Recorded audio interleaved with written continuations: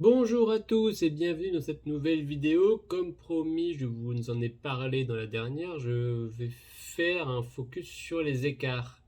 Car oui, on a très souvent envie de faire des écarts, hein, que ce soit si on invite à boire un verre, si on sort, je ne sais pas, se promener, visiter chez la famille, chez les amis, que voilà, c'est l'apéritif ou alors que c'est le goûter ou allez savoir ou c'est la fin de soirée, je n'en sais rien.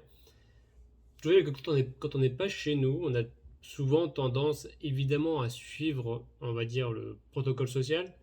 C'est-à-dire que généralement, alors là je parle pour les mecs, mais c'est aussi vrai pour les femmes, hein, mais euh, généralement, moi je me suis souvent fait remarquer, mais pourquoi tu ne bois pas de bière? Déjà, j'aime pas ça, mais juste pour le fait qu'en fait, à partir du moment où tout le monde boit une bière et que toi t'en prends pas, ah, déjà il y a une sorte de jugement. Donc c'est très dur aussi de faire face à ça, quoi. Alors que finalement, il n'y a rien qui oblige personne à prendre une bière s'il n'a pas envie de boire une bière.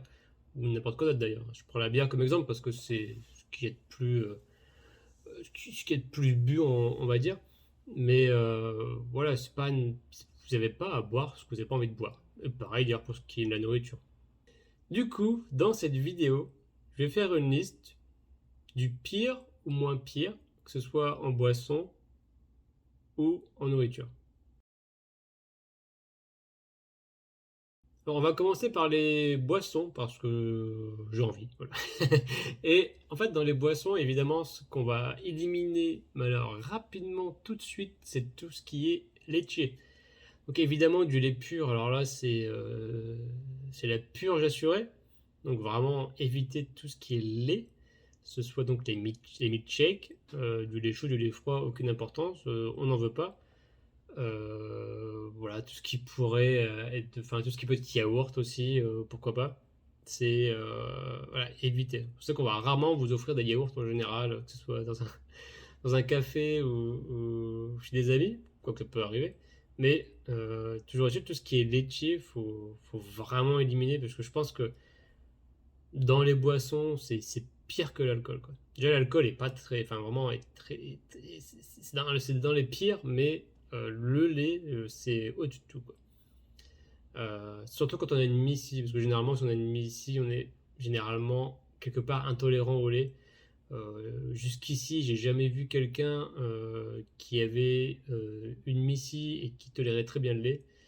Généralement, ça va pas trop ensemble, bizarrement. Ça pourrait aussi être une étude qui doit être faite là-dessus, parce que je me demande si, par exemple, alors je fais une petite aparté, je suis désolé, mais c'est parce que en vous parlant comme ça me fait réfléchir, et je me dis, c'est que par exemple, tous les gens du Nord, c'est-à-dire si je prends la population scandinave, ils ont un gène pour digérer le lait beaucoup mieux que nous en général. C'est-à-dire que par exemple, tous les gens du Sud, quand je prends du Sud, je parle du sud de la France, là jusqu'au Maghreb, en Afrique, tout ce qui est pays arabe, toute cette population-là, elle n'a pas le gène de la digestion du lait en fait. C'est-à-dire que s'ils en boivent, ils vont généralement mal le vivre. Alors que dès qu'on commence à aller plus vers le nord, donc du nord de la France jusqu'aux pays scandinaves, généralement, on commence à avoir beaucoup plus de monde qui a ce gène.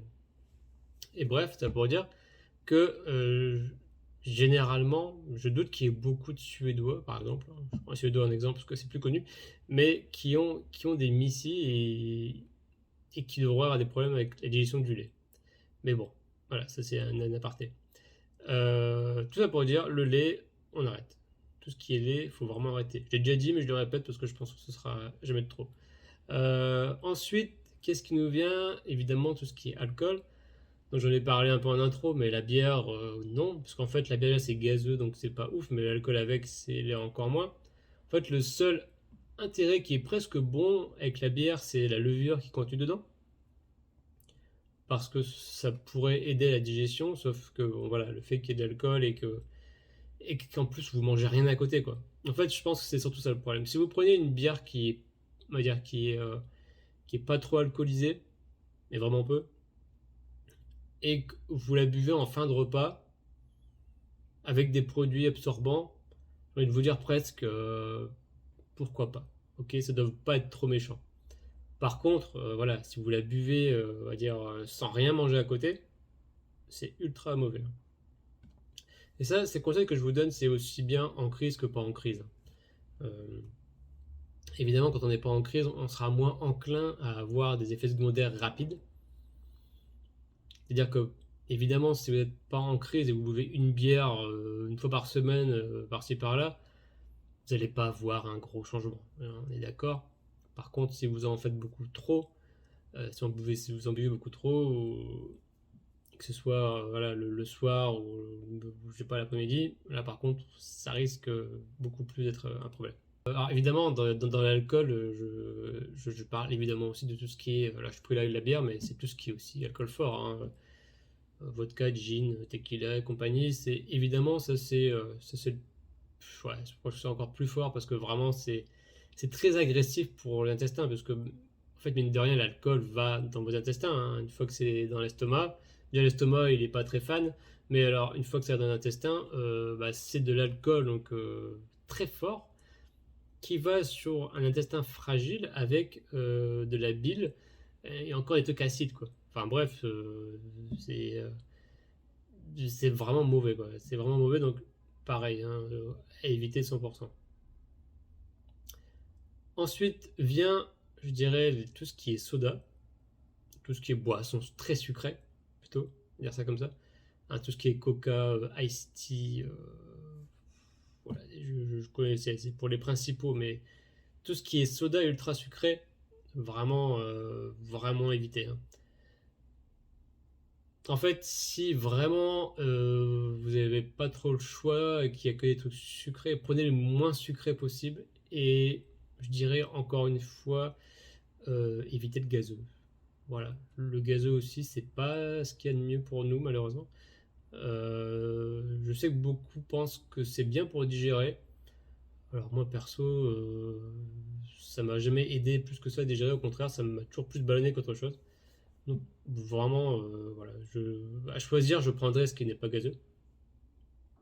Mais voilà, en tout cas, tout ce qui est soda, bah voilà, parce que c'est encore une fois, c'est que du sucre qui va générer du coup des biles acides de votre appareil digestif, et du coup, ça va irriter encore plus l'intestin. Alors en crise, c'est pareil, c'est très très très mauvais. Ensuite, je dirais le café et le thé, même si à choisir le thé est moins agressif à mes yeux. Même d'ailleurs, en général, même les médecins que j'ai pu voir, si je pense à tous les gastrologues ou les chirurgiens, euh, souvent, alors par contre, c'est ça qui est bizarre, c'est qu'autant on vous demande pas ce que vous mangez, alors ça par contre, la plupart du temps, tout le monde s'en fout, alors que c'est probablement plus important, mais par contre, ils sont très regardants sur ce que vous buvez. On m'a demandé à chaque fois, est-ce que vous buvez de l'alcool? Est-ce que vous buvez du café? Est-ce que vous fumez? Non, mais visiblement ça m'aide pas non plus. Mais en tout cas, de leur point de vue, et je pense qu'on est assez d'accord là-dessus, c'est que le café, c'est pas bon non plus. C'est trop acide. Alors après, j'imagine qu'il y a café et café. C'est comme tout. Peut-être que si vous avez un café de très bonne qualité, qui est pas trop fort, avec une bonne eau, oui, j'imagine que c'est pas trop toxique, mais voilà. C'est quand même probablement minime dans tous ceux qui boivent du café, quoi. Donc voilà, entre thé et café, je choisis toujours le thé. Généralement, moi, je suis quelqu'un qui boit beaucoup, enfin, qui boit souvent du thé, pas beaucoup. J'en buvais plus à une époque, mais j'en bois de moins en moins.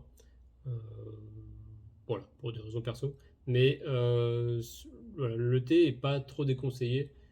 Mais à choisir, encore une fois, si vous devez faire, enfin si vous sortez, si vous devez faire un écart et que prendre de l'eau minérale vous paraît, je sais pas, vraiment stupide ou ça vous gêne ou je ne sais quoi, alors prenez un Perrier ou un eau gazeuse sans sucre, sans rien.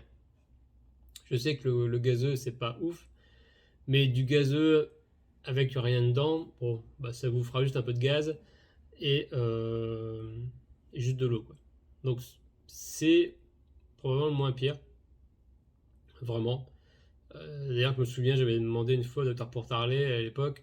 Je fais, mais bah, par exemple, je devais sortir, il y avait des amis, je voulais boire quelque chose, mais en même temps, voilà, j'avais pas encore assez de distance avec ce que pensent les autres, ou du moins je voulais aussi un peu profiter moi de la sortie. Et il m'a dit, bah, dans ce cas-là, prenez une eau minérale gazeuse, ça sera, c'est ce qu'il y a de moins pire. Mais c'est vrai que voilà, ça marche très bien aussi. Voilà, donc ça, c'était pour les boissons. Je pense pas avoir oublié grand-chose.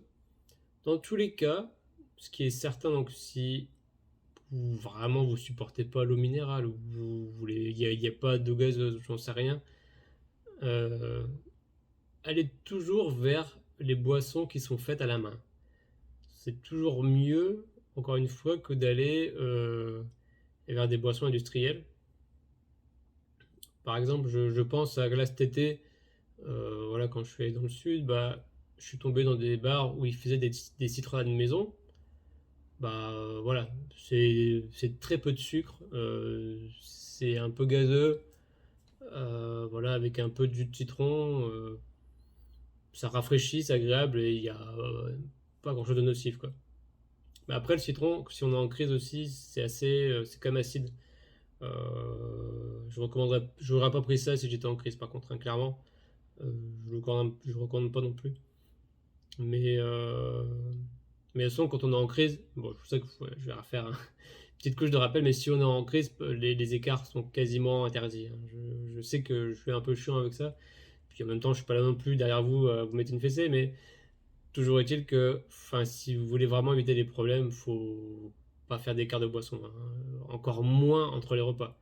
Vous pouvez un peu en faire dans les repas parce que ça va être absorbé par ce que vous mangez un minimum, donc ce sera moins impactant, mais ça aura quand même un impact. Mais alors, si vous mangez en plus en dehors des repas, enfin, si vous buvez des mauvaises boissons en dehors des repas, là, c'est vraiment très mauvais. Voilà, alors qu'en crise, voilà, ce que je vous dis, c'est pour, on va dire, évaluer ce qui est bon et ce qui n'est pas bon.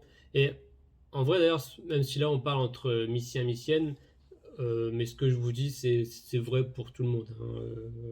Clairement, c'est jamais bon de boire ce que je vous ai dit en mauvais sans manger, quoi. Généralement, il faut avoir des attestants en béton pour ça. Il y a des gens qui en ont, hein, clairement. Donc, quand je pense au mec qui arrivait à manger des avions, bah voilà, lui, il a un intestin. Oui, parce que ça existe. Il y a un mec sur Terre qui a réussi à manger un avion. Oui, je vous le dis vraiment. Il a coupé, voilà, donc tout coupé les bouts de métaux en petits morceaux, mais il a tous avalé un par un. Voilà. Sauf que lui, en fait, il a des intestins avec une épaisseur qui est hors norme, et surtout, il a un suc digestif qui est aussi hors norme. Voilà, donc c'est pour la petite parenthèse. J'ai beaucoup de parenthèses, je suis désolé, mais voilà, ça me vient là tout de suite, donc je vous en parle. Donc voilà, nous n'avons pas cet intestin-là, donc on ne peut pas manger des avions. Donc faites attention à ce que vous mangez, on a des intestins fragiles, ainsi soit-il. Ensuite, on part sur les écarts de nourriture. Donc là, généralement, les écarts de nourriture, je pense qu'on est tous d'accord, on parle de snacks, on parle de goûter, on parle de tout ce qu'on pourrait trouver à manger, que ce soit au bureau ou je ne sais où, quand on a une petite faim, même si on n'a pas faim, d'ailleurs ça passe juste devant nous et parfois on a du mal à refuser. Et en fait, bah, il le faut. Il le faut parce que bah, c'est comme pour les boissons, hein. Même rengaine, hein, si vous êtes en crise, si vous êtes en crise, vraiment, alors, évitez vraiment, vraiment, vraiment. Si vous ne l'êtes pas, une fois de temps en temps, mais faut pas du tout en abuser, quoi. Ça serait dommage de perdre tout le bénéfice que vous aurez gagné à faire attention à côté. Du coup, classement, liste. Dans le pire du pire, évidemment, qu'est-ce qu'on a? On a les bonbons. Et oui, tout ce qui est bonbons, chocolat, alors chocolat qui n'est pas noir, euh, pas pour autant qu'il faut se gaver de chocolat noir, mais un petit carré le soir si vous voulez, chocolat noir, c'est pas méchant. Mais en tous les cas, le chocolat, chocolat au lait, chocolat blanc, c'est le pire. Encore plus quand c'est de la qualité tout pourrie, si je pense à Kinder par exemple ou autre chose. Vraiment, vraiment éviter. Et donc du coup, les bonbons, en fait, c'est pas comme c'est blindé de sucre, littéralement c'est que du sucre, hein. Donc ça c'est voilà, c'est sucs biliaires, c'est sucs gastriques qui vont être ultra acides et ça va pas du tout améliorer votre état de santé, hein. Donc vraiment le sucre, le pire du pire, les bonbons, faut pas en manger. Ensuite évidemment il y a tout ce qui est glace. Ouais, les glaces c'est du lait quoi. Alors maintenant j'ai vu qu'on pouvait trouver des glaces au lait d'amande, ce qui est mieux. Parce que bon voilà du coup on n'est pas dans le sucre pur et on n'est pas non plus dans le lait. Alors, il y a un peu plus, il y a comme du sucre hein, dans les glaces au lait d'amande, hein, faut pas déconner. Mais c'est généralement un peu moins et c'est beaucoup plus digeste. Et si vous avez une petite gaufrette avec, bon, ça fait un mini absorbant parce que c'est pas non plus incroyable. Ça fait un mini absorbant. C'est le, voilà, c'est le moins pire dans les glaces, c'est probablement ça. Mais voilà, c'est quand même pas facile à trouver. Et d'ailleurs, maintenant que j'y pense, j'en ai pas vu beaucoup de ces derniers temps. Bref, du coup, les glaces, voilà, à éviter aussi. Ensuite vient tout ce qui est gâteau, hein, et évidemment tous les petits gâteaux qu'on adore en France. Ça, j'ai vraiment remarqué que c'était un truc français, les gâteaux, hein, parce que dans les autres pays, si je pense en Asie, si je pense en Amérique latine, bah en fait, des gâteaux comme nous, on en trouve dans le supermarché, hein. Je pense au casse-croûte, au BN, au Pim's, napolitain, au Mikado. Enfin, on a vraiment une collection en France, c'est incroyable. Vraiment, on a un choix que j'ai vu nulle part ailleurs, hein, vraiment. C'est assez ouf. Et on a une culture du gâteau qui est assez incroyable. Et le problème, bah voilà, c'est que c'est généralement ultra mauvais. Et les pires, je vous dirais que c'est ceux qui sont pas briochés. Si vous prenez des gâteaux où c'est full de chocolat et confiture, je pense aux Pim's par exemple, quasiment, alors ça c'est ultra acide pour vous, quoi. Faut éviter. Donc, en fait, ça marche un peu comme pour la nourriture, on va dire les repas plutôt. Essayez de prendre des écarts de gâteaux comme ça où il y a de la brioche, quoi. Enfin, il y a un truc qui absorbe, quoi.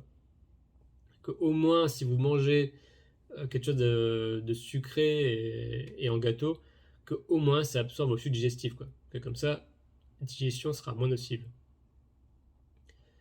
Du coup, tout ce qui est madeleine, pourquoi pas, tout ce qui est du coup brioche, ça peut marcher.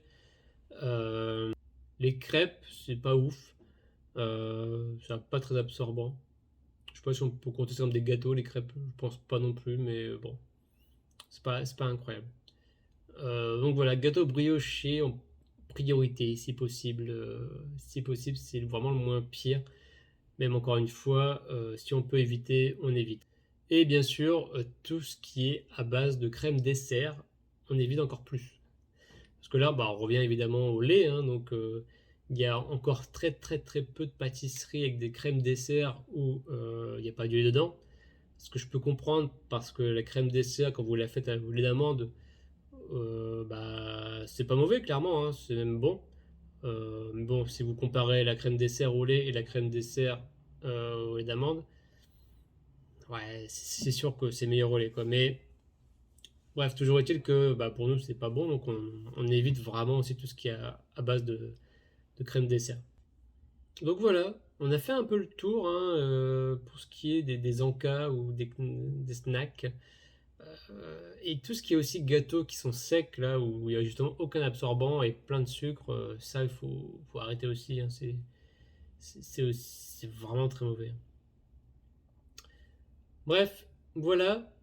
Merci d'avoir regardé cette vidéo. J'espère qu'elle vous aura plu et qu'elle vous aidera aussi dans votre voyage vers la santé et vers la fin de votre Messie, je l'espère. N'hésitez pas à me faire des commentaires, j'essaierai d'y répondre le plus possible. N'hésitez pas si vous avez des sujets aussi à me proposer. Si vous pensez à quelque chose, si vous avez des questions qui reviennent souvent, j'essaierai d'y répondre peut-être dans une vidéo. Voilà, merci à tous et je vous dis à bientôt. Tchuss.